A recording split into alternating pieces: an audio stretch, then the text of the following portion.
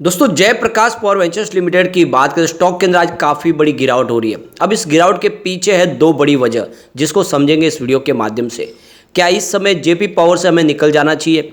वैसे पिछले दिनों इसने बहुत ही ज़बरदस्त रिटर्न दिया है। क्या आने वाले समय फिर से स्टॉक में तेज़ी का वातावरण बनेगा या फिर बहुत बड़ी गिरावट होने वाली है?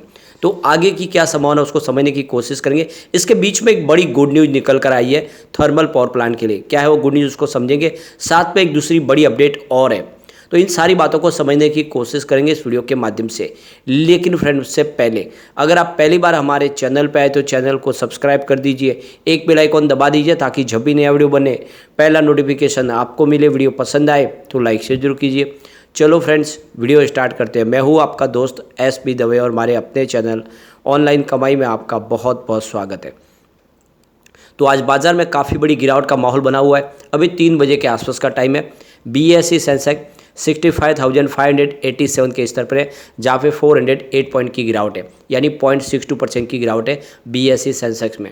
वैसे देख सकते हो कि इंट्राडे में गिरावट है वो थोड़ी और ज़्यादा थी, लगभग 500 पॉइंट के ऊपर की थी, लेकिन वहाँ से थोड़ी सी रिकवरी जरूर हुई है। लेकिन ओवरऑल बाजार में सेंटीमेंट भी इस समय बिगड़े हुए। ये निफ्टी एनर्जी की जो गिरावट है वो बाजार के मुकाबले ज़्यादा है। देख सकते हो कि 26,514 के स्तर पे करीब 217 पॉइंट की गिरावट, यानी 0.81% की गिरावट निफ्टी एनर्जी में।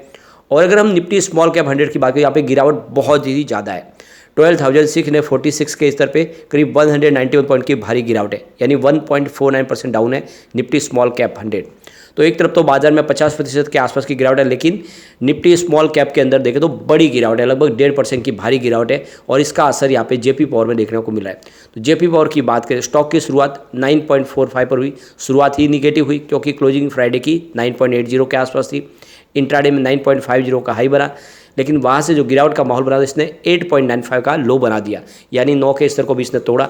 लेकिन फिलहाल स्टॉक 9.10 के आसपास है, जहाँ पे 7.14% की बड़ी गिरावट दिखाई दे रही है। तो आप देख सकते हो कि एक ज़बरदस्त गिरावट का माहौल बना। वैसे जेपी पावर की बात करें, इसने पिछले दिनों लोगों को ज़बरदस्त रिटर्न भी दिया है। ये 50 पैसे के आसपास स्टॉक था 20 मार्च 2020 को। वहाँ से स्टॉक ने जब दौड़ना शुरू किया तो ये सीधा देख लो कि 6.30 तक पहुँच गया 9 जुलाई 2021 को, यानी कम समय स्टॉक ने बम्पर रिटर्न दिया। यानी जो स्टॉक ₹1 से भी नीचे था वो 6-7 रुपये पहुँच गया। उसके बाद इसमें फिर से गिरावट हुई, प्रॉफिट बुकिंग हुई। तो देख लो कि स्टॉक फिर से 20 अगस्त 2021 को ये ₹3 के आसपास आ गया, यानी 3.65 के आसपास प्राइस थी, यानी 6.5 के आसपास जो स्टॉक था वो 3.5 के आसपास आ गया, लगभग आधी कीमत हुई। उसके बाद इसमें फिर से तेज़ी का वातावरण बना। तो आप ये देख ही सकते हो कि सीधा ₹10 तक पहुँच गया 14 जनवरी 2022 को। और ₹10 से स्टॉक ने जब गिरना शुरू किया तो ये स्टॉक फिर से ₹5 के आसपास आ गया। ये देख लो कि 5.60 की प्राइस थी 6 मई 2023 को। तो लगातार इसमें अप डाउन तो हमने काफ़ी समय से देखा है। एक बार बड़ी तेज़ी बनती है, उसके बाद में उसमें रिकवरी के संभावना भी कम होती है और गिरावट भी बड़ी हो जाती है। तो ऐसे ही अब इस बार ₹11 तक स्टॉक जाके आया, पर अब देख लो कि करेक्शन आया तो स्टॉक थोड़ा नीचे जा ही सकता है, यानी आने वाले समय फिर से ₹7.5 तक जाने की संभावना इस समय दिखाई दे रही है। अगर बाजार में गिरावट होती है 7.5 तक भी जा सकता है, लेकिन माहौल पॉजिटिव बना तो इसके ऊपर जाने की संभावना भी बहुत ज़्यादा है। इसमें वॉल्यूम काफ़ी ज़बरदस्त है। पूरे बाजार में वॉल्यूम के मामले में सुजलॉन नंबर 1 पे है और नंबर 2 पे जेपी पावर है। सुजलॉन में यहाँ पे 5% का लोअर सर्किट लगा है। अब ये जो गिरावट हो रही है इसके पीछे सबसे बड़ी वजह इजराइल और हमास का जो युद्ध शुरू हुआ है, इसकी वजह से भी इसके बाजार पे नेगेटिव इफेक्ट देखने को मिल रहा है। और इस वजह से देखें तो आज हमारा बाजार सुबह से ही दबाव में दिखाई दे रहा है। और जयप्रकाश पावर वेंचर्स लिमिटेड की खुद की बड़ी प्रॉब्लम हुई है।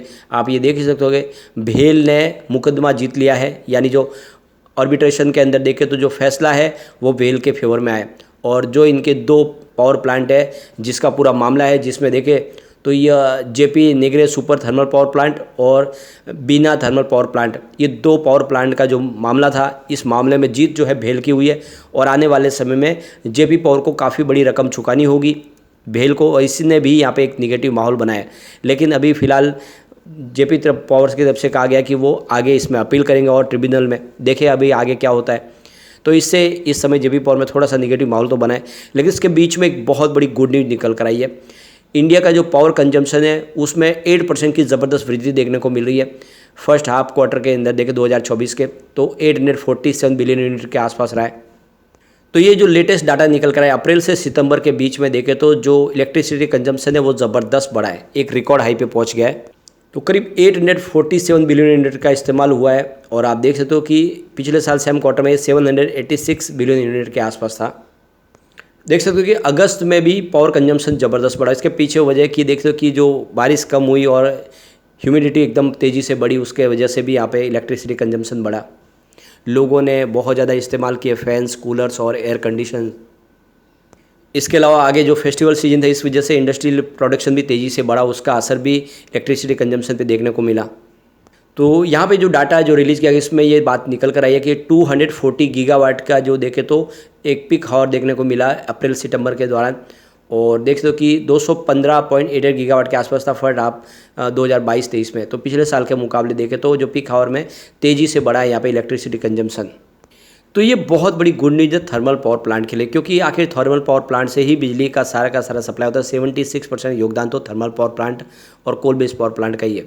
ऐसे में आने वाले समय इसका फ़ायदा जेपी पावर को होगा। क्वार्टर 2 के रिजल्ट में इसका असर देखने को मिलेगा।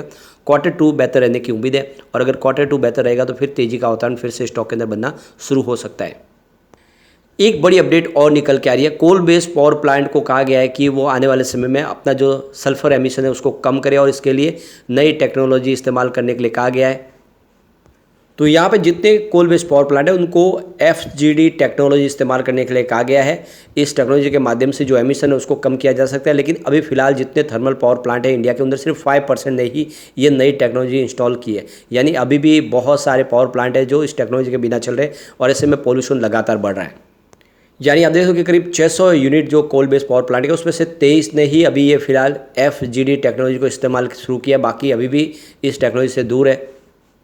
सबसे बड़ी बात है कि इंडस्ट्रियल एमिशन में जो सबसे बड़ा योगदान होता है वो सल्फर का होता है, और ये सल्फर इससे रोका जा सकता है, उसका एमिशन कम किया जा सकता है। और इसीलिए सरकार चाहती है कि ये टेक्नोलॉजी जल्दी से जल्दी इस्तेमाल की जाए।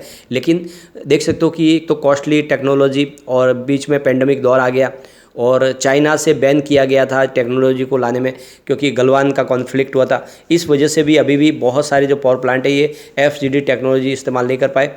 और आप देखिए इसकी जो डेडलाइन है उसको लगातार बढ़ाया जा रहा है।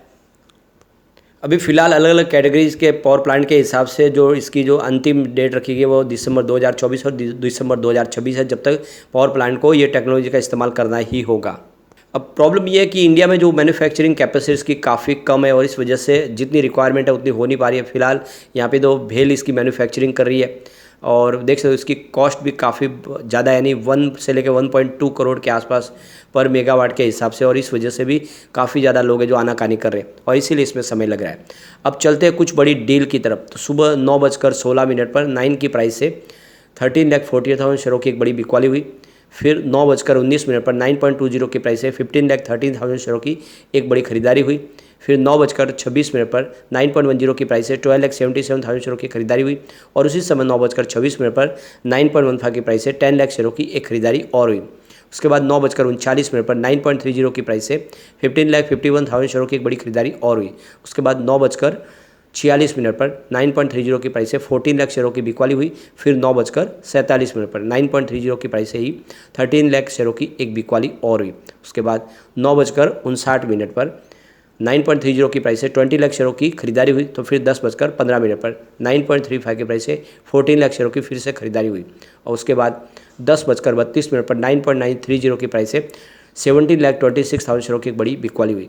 तो अभी भी देखो बिकवाली का जोर भी है, तो सामने अच्छी खरीदारी भी हो रही है इस लेवल पे। तो आने वाले इसमें डेफिनेटली इसमें फिर से पॉजिटिव माहौल बनेगा। तो लॉन्ग टर्म इन्वेस्टर बने रहे, शॉर्ट टर्म इन्वेस्टर चाहे तो प्रॉफिट बुक कर सकते हैं। लेकिन फ्रेंड, कोई भी इन्वेस्टमेंट करने से पहले अपने फाइनेंशियल एडवाइजर से बारे ले ले, या अपना खुद का रिसर्च करें, क्योंकि मैंने वीडियो आपके एजुकेशनल पर्पज़ के लिए ही बनाया। वीडियो पसंद आए तो लाइक से जो कीजिए और चैनल को सब्सक्राइब कर दीजिए। Thank you friend.